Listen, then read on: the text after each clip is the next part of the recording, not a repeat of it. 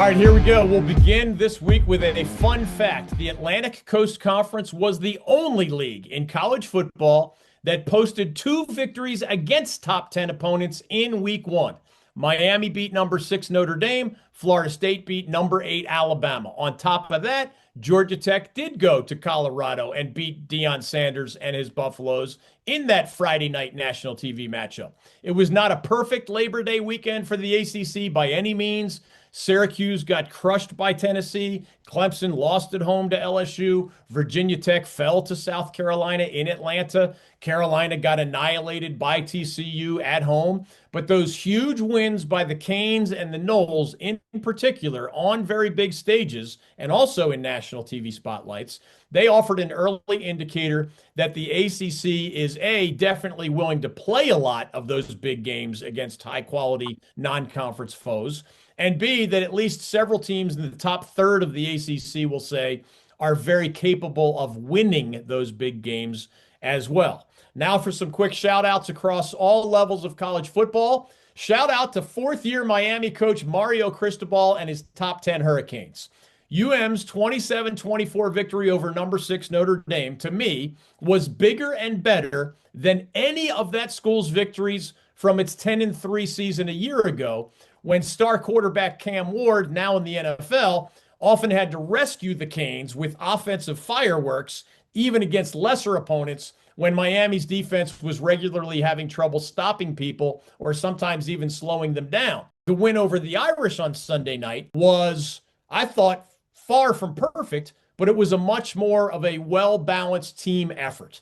The quarterback, Carson Beck, the Georgia transfer, looked pretty good against a well-coached Irish defense. The Miami defense held Notre Dame's running back, Jeremiah Love, one of the best at that position in the entire country, to only 33 yards on 10 carries. There's no way you would have been able to pull that off last year. And when the Canes needed stops toward the end of that game against Notre Dame, defensive end Reuben Bain Jr., one of their top NFL prospects, came up with 1 sack.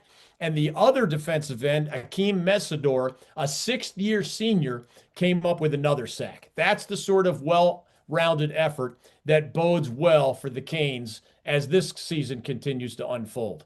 Shout out to 6th-year Florida State coach Mike Norvell and his Seminoles, who have re-entered the national rankings, and deservedly so, after their 31-17 victory over number 8 Alabama in Tallahassee last Saturday. It's a major test of your program's fiber when you fall all the way from a 13-1 ACC championship campaign to a 2-10 train wreck in back-to-back seasons.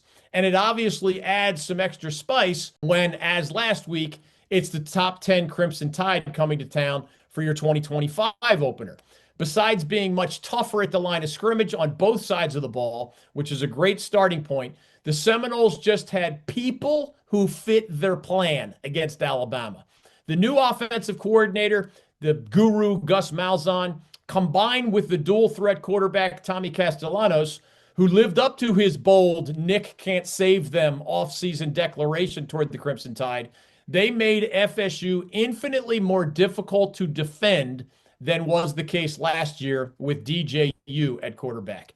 The talented and athletic Alabama defense seemed off balance for most of the game, and that is a credit to both FSU's improved talent level, but also the Seminoles' smarter game plan. There's still a long way to go, but that was a huge step back in the right direction for the Garnet and Gold. Shout out to Dave Doran and NC State. I know, it wasn't always pretty. But the Wolfpack's 24-17 victory over East Carolina last Thursday night both avenged the Pack's ugly Military Bowl loss to the Pirates at the end of last season and extended Dave Doran's record to a stellar 28-1 in non-conference games at Carter Finley Stadium since the 2013 season, which was his first in Raleigh. Doran's only home loss to a non-conference opponent from 2014 through the early part of this season came in 2023 on a strange day when a top 10 Notre Dame team beat the Pack after or in the midst of a 2-hour-long lightning delay.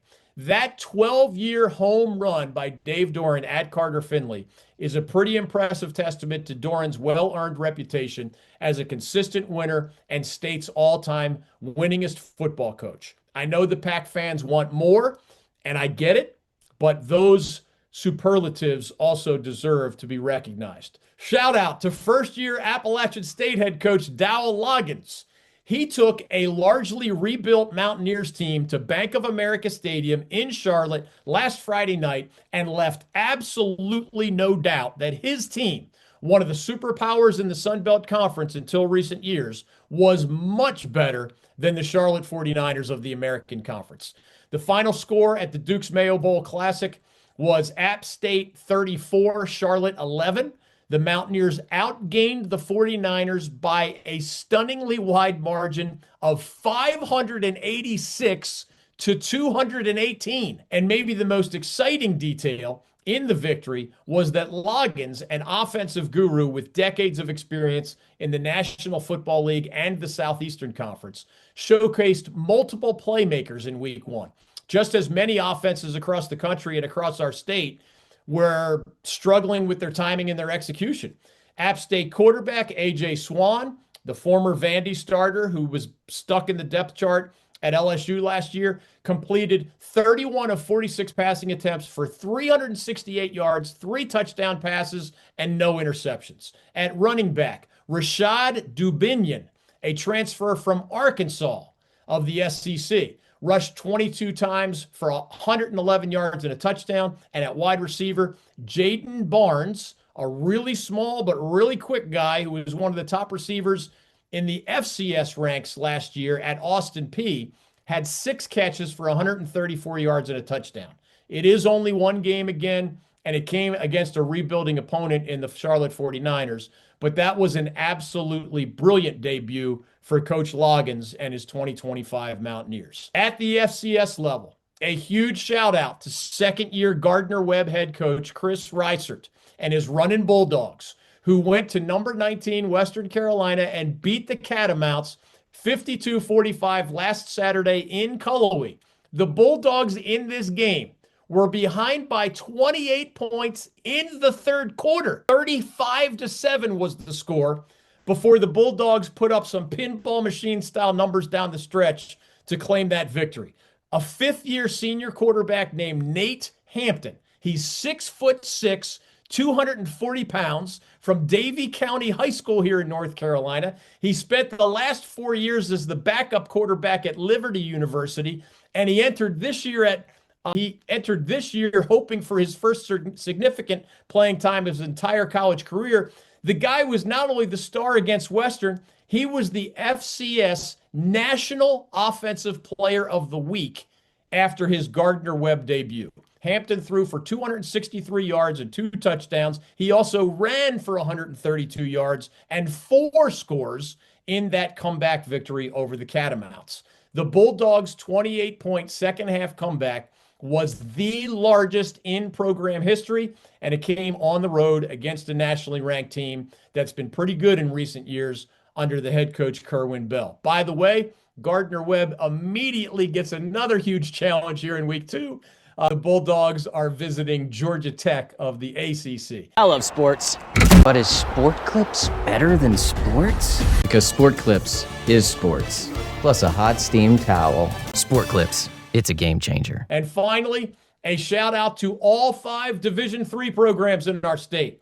Brevard College, Greensboro College, Guilford College, the home of our good friend and partner Mike Waddell, proud product of Guilford football and that outstanding college. Methodist University and also North Carolina Wesleyan University, all of them begin their 2025 seasons this week, including with Greensboro College's 6-mile trip down the road to nearby Guilford on Saturday night. Best wishes to all 5 of those D3 programs here in our backyard as they put their seasons into launch mode. Those are my week 2 fun facts and shout outs on the North Carolina Sports Network.